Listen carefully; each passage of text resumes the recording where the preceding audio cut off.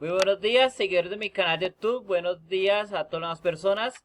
Vamos a hacer que nuestra aplicación de App Inventor, que a partir de un formulario, se conecte a la base de datos y a sus cuales se puede hacer una comunicación para registrarse.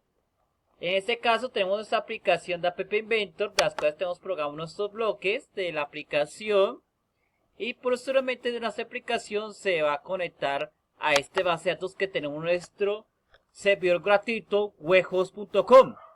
No solamente le puede servir para servidores gratuitos, también le puede servir a hosting que ustedes alquilen o que compren o que tengan su propio servidor web, que usted compre un servidor de esos caros y lo instale en su base de datos. En este caso, como somos emprendedores o la gente que quiere emprender, pues utiliza MySQL, las cuales tenemos un usuario de la base de datos en ese servidor que nos aloja gratuitamente y a ejecutar la sentencia.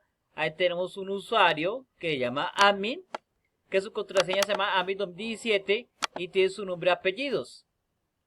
¿Qué tenemos que hacer para que nuestra aplicación de app server nos comunique con la base de datos de MySQL? Primero que está, pues obviamente tenemos nuestro diseño aplicado de nuestra aplicación web, que nos indica que tenemos que loguearnos, ¿cierto? A darle clic a nuestro botón loguearnos en la programación de bloques. Obviamente tengo que ir al menú donde dice loguearse, entonces voy a cambiar que no haya menú principal sino loguearse, para que al página loguearse se dirija automáticamente a esta pestaña de loguearse y las cuales digitan el botón de usuario y contraseña. Al digitar botón contraseña, hacer el clic, pues obviamente ejecuta el formulario y el formulario debe conectarse a la base de datos que tenemos alojado en nuestro web gratuito webhost o el servidor web que ustedes hayan comprado o alquilado o arrendado. Para hacer la conexión de nuestra aplicación de App Inventor, de nuestro formulario de diseño y en la programación de bloques y a nuestra base de datos, obviamente vamos a utilizar algo que se llama PHP. El lenguaje de programación PHP, que es un lenguaje de programación estructurada y semi-objetos, nos permite construir una conexión de la base de datos a PHP y viceversa. Las cuales tenemos acá un archivo de conexión a base de datos, de las cuales tenemos el lenguaje de programación donde nos conecta la función MySQL connect, que esa función lo que hace es tener la conexión al servidor de la base de datos, en este caso localhost, el usuario, la contraseña y el nombre de la base de datos. Obviamente esto no hay que dejarlo visible. Afortunadamente es por motivos académicos, pues les dejaré mostrar. Luego después aquí nos confirma si hay una conexión y si no hay una conexión nos muestra un error que después lo utilizaremos en nuestra aplicación web. Además de que tenemos una librería de conexión, tenemos después un archivo PHP que además de la librería de conexión nos permite hacer una consulta a la base de datos para determinar si el usuario que estamos ejecutando desde un formulario pertenece o no pertenece a la base de datos, está o no está registrado en uno de esos registros de la tabla de usuarios. Bien, tenemos que, como decía yo, está ejecutando una librería que se llama cones, ¿cierto? Con la función include dentro del lenguaje PHP. Y luego después tenemos esta variable que decimos, ejecutamos la variable conexión, la función consulta query y le ejecutamos la consulta. Consultamos la tabla de usuarios donde el campo usuario recibe un parámetro de formulario, sea por URL, que es el método gets, o por el método post, que utiliza siempre en aplicaciones web. Y también lo podemos aplicar en aplicaciones móviles. En este caso utilizamos el request, porque puede funcionar tanto en parámetros URL como también puede funcionar en formularios. Aquí nos pasa también que también pregunta por la contraseña o el campo formulario. En ese caso tenemos la variable password.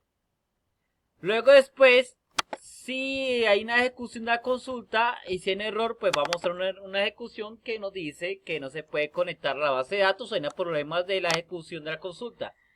Si eso es correcto, es decir, si hay registros en el formulario, si es procedimental, pues eso aparece en la función null rows de esta variable consulta, entonces me muestra un mensaje que dice sí, correcto lo que está todo correcto, nos muestra un mensaje.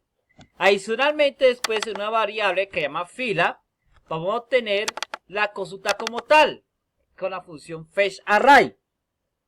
Y en esta función vas a capturar los campos de usuario que están en esa tabla, los campos de id de usuario, también va a capturar los campos nombres del usuario y los apellidos que están alojados en la base de datos que tenemos en esa tabla.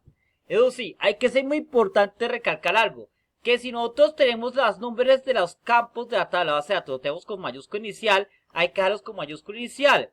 Si lo tiene todo en minúscula, hay que dejarlo con minúscula. Si se equivoca el nombre, por ejemplo, pusieron apellido en vez de apellidos, pues tiene que dejar con apellido y no apellidos. Hay que tener en cuenta muy bien cómo se declaran los nombres de los campos en la base de datos. Y posteriormente después aparece la opción contraria, es decir, que si no hay registros, si pasa cualquier error o si ese usuario no existe, es decir, que si alguien trata de loguear nuestra aplicación sin su debido consentimiento o permiso, entonces va a mostrar un mensaje que dice error login y no va a funcionar para decir que ese usuario no existe. Luego después se libera consultas y se libera la conexión. ¿Se puede probar que esto funciona? Claro que se puede probar. Como hemos dicho, se puede probar con la variable gets. Es decir, pasa por URL o por un formulario. Entonces vamos a decir que voy a utilizar la vista. Y ahí estamos diciendo que no existe la variable usuario, ni existe la variable password. Entonces vamos a utilizar el usuario admin y el password admin 2017. Entonces, voy a utilizar por parámetros URL, es decir, por gets. Usuario igual a admin. Obviamente tiene que ser en minúscula, porque si es mayúscula pues obviamente no va a existir usuario. Y luego por parámetros de gets, obviamente hay que utilizar la ampersand. La primera vez se utiliza sin interrogación y el segundo por parámetros de URL con el signo ampersand. Luego la palabra password igual a admin 2017, que es la contraseña.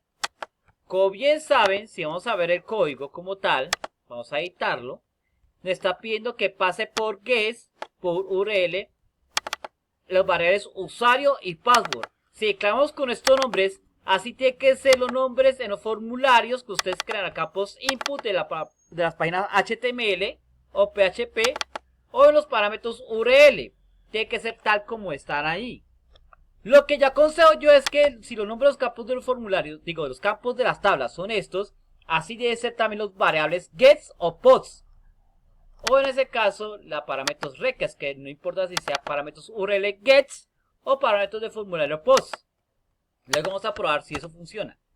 Si esto funciona, nos va a mostrar, le va a hacer ejecutar consultas select from usuarios donde usuario es igual a admin y contraseña admin 2012, de las cuales va a contestar acá que eso es cierto, que existe ese usuario. Y nos muestra la pantalla de respuesta que ese usuario existe, nos muestra que se llama super administrador. Si nosotros digitamos una contraseña errónea, por ejemplo le pongo 2016 o un usuario erróneo, entonces va a mostrar que ese usuario no existe y por eso va a aparecer error login. Ya teniendo función nuestro PHP, vamos a proceder ya a lo que es nuestra aplicación móvil. En nuestra aplicación móvil vamos a hacer que se ejecuta este botón ingresar, que es el botón 1, nos ejecuta una serie de comandos.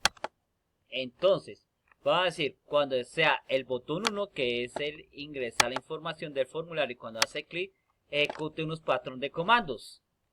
Luego, después que ejecutar clic, vamos a ejecutar una función de control. Digamos que sí, entonces, y si no, ¿qué pasaría?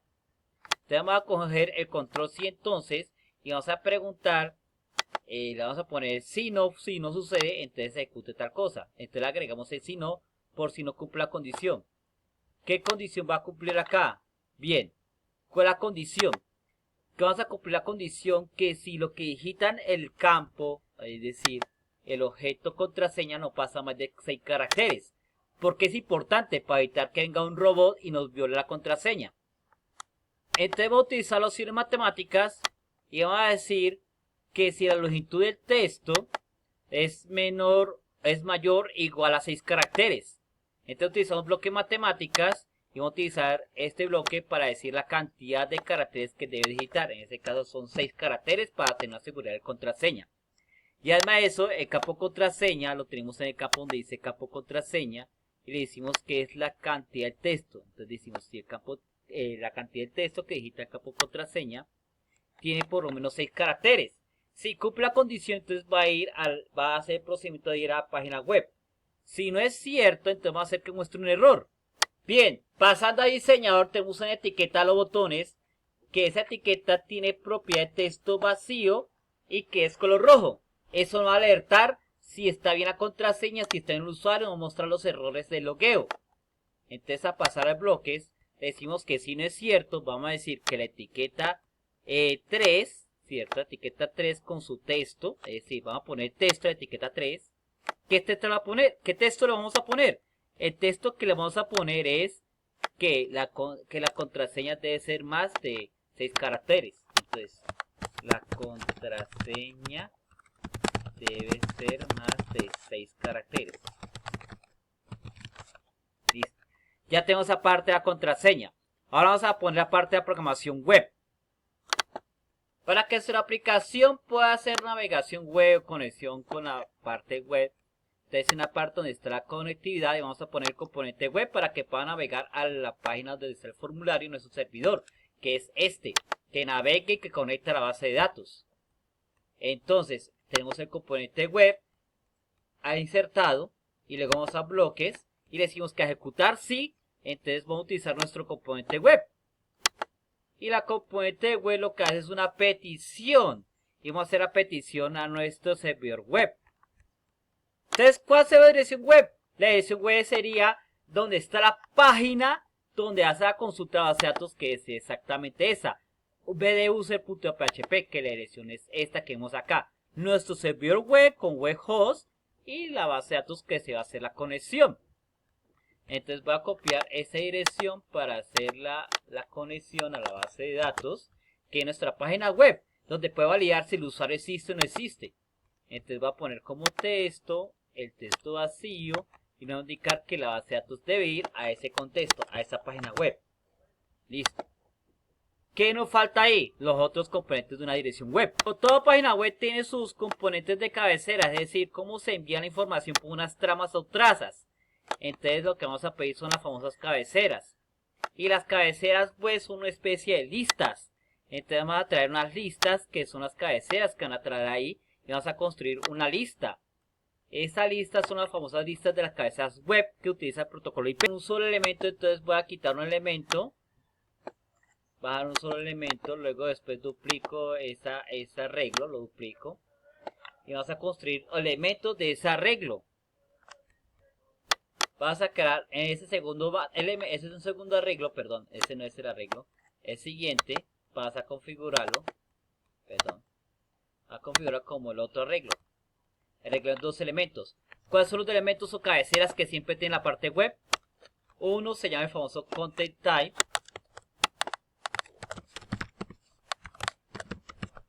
que son las cabeceras. Y hay otra cabecera importante que es la cabecera del formulario como tal. Estas son la otra cabecera. Application /x-www-form_code. Esa cabecera es importante para pasar datos de un formulario. Si no hace esto la cabecera, entonces no va a pasar datos de un formulario a una aplicación web ni viceversa. Hay que tener mucho cuidado a esas cabeceras. Luego de eso va a construir una parte importante que es las peticiones. Es decir, solicitar datos o publicar texto. Que son estas, es lo más importante. ¿Qué texto se va a enviar? ¿Y cuál es el texto? Lo que enviar estos formularios. Si no enviamos ese texto formulario, entonces no puede hacer conexión a la base de datos como vamos acá. Es el texto que tiene que enviar el usuario y de admin. Y es importantísimo e imparagitable. Entonces vamos a bloques y vamos a diseñar los dos entradas como tal. Como decíamos, seguimos utilizando la parte web. Y además de llamar un texto, vamos a traer una solicitud de datos, porque usted hace una petición a esa página web que ustedes construyeron para pedir datos. Y vamos a construir una lista. Y esa lista son las peticiones que ustedes tienen que hacer. En esa petición de datos hay que construir una lista, y esa lista hay que construir los variables usuario y password. tal como